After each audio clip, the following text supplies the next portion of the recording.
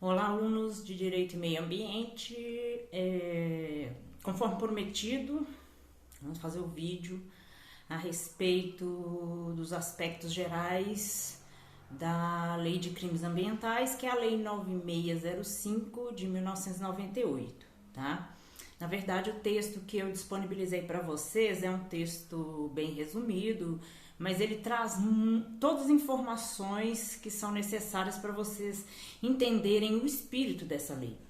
Porque ela foi uma lei inovadora, porque foi a primeira lei no Brasil que considerou pessoas jurídicas como agentes de crimes, ou seja, pessoas jurídicas podendo praticar crimes. Porque até então a nossa legislação, o nosso ordenamento jurídico só previa que os crimes pudessem ser praticados por pessoas físicas, tá?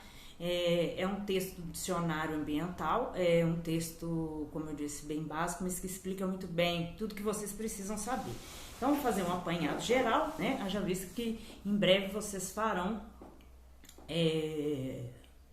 um trabalho com base nesse texto e no próximo texto da nossa próxima aula.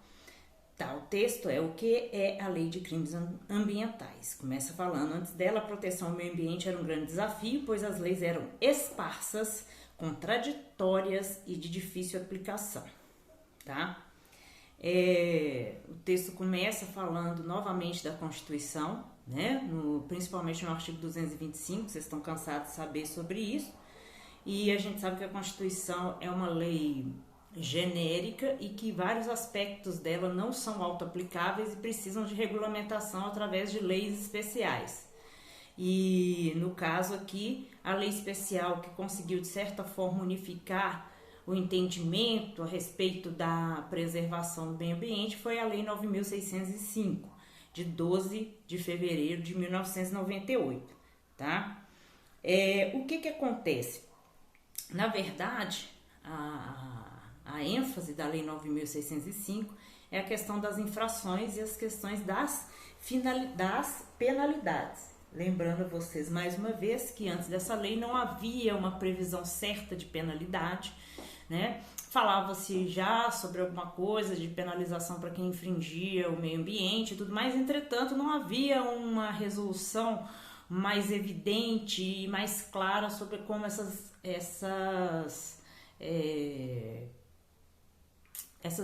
infrações seriam punidas, certo? E aí o que acontece? Na verdade, né, além disso, a lei também fala de questões sobre licenças ambientais para exploração de determinadas atividades econômicas, né, provavelmente. E, como eu disse, enfatiza novamente a questão da pessoa jurídica infratora, né? Tipo, uma empresa que viola um direito ambiental não pode ter sua liberdade restringida, não tem como prender uma empresa. Da mesma forma que você prende uma pessoa física comum. Mas essa pessoa jurídica, essa empresa, essa instituição, ela pode receber penalizações, né? Como penas de multa, penas restritivas de direito, de não poder fazer determinada coisa, nem outra, né? Suspensão parcial total das atividades, por exemplo, né? Interdição temporária de algumas atividades, de alguns estabelecimentos, de algumas obras, tá? E a mais veemente, que é a interdição de poder firmar contratos com o poder público, tá?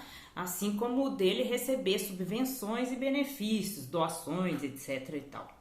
E, por incrível que pareça, dentro dessas penalidades há prestações de serviço à comunidade, como abrir uma determinada instituição para educação ambiental, conscientização ambiental, ou obras de reestruturação ambiental de algumas áreas degradadas, contribuições a entidades ambientais e culturais públicas, tá?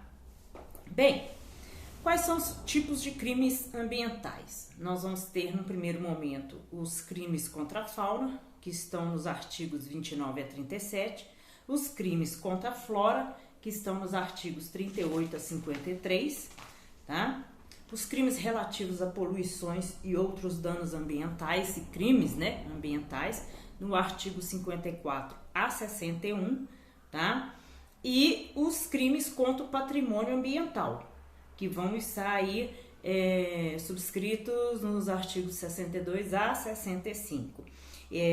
Temos também as infrações administrativas que podem se enquadrar dentro do ordenamento urbano do patrimônio cultural, tá? Vão estar aí nos artigos 66 a 69, e as infrações administrativas propriamente ditas, que foram melhor regulamentadas através de um decreto 6.514 de 2008. Essas infrações administrativas, elas têm uma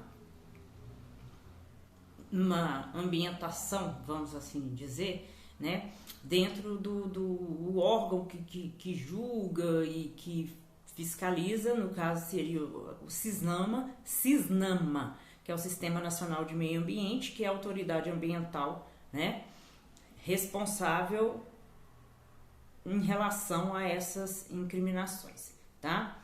E no fim, eu acho muito interessante, aí fazendo uma outra referência à lei, ao decreto 6.514 de 2008, a questão dos balões. Não é balão de soprar, não é bexiga, né? Como é que fala em São Paulo?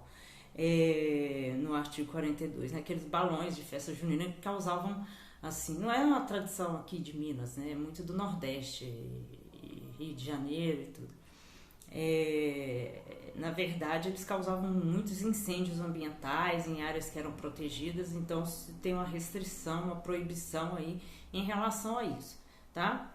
Então, sobre esse texto, isso é só um apanhado geral, vocês têm aí o texto na totalidade, e aí nós vamos fazer o seguinte, na próxima aula nós vamos falar propriamente dos crimes ambientais, e para não ficar muito longo, para a gente resolver tudo isso de uma vez, tá?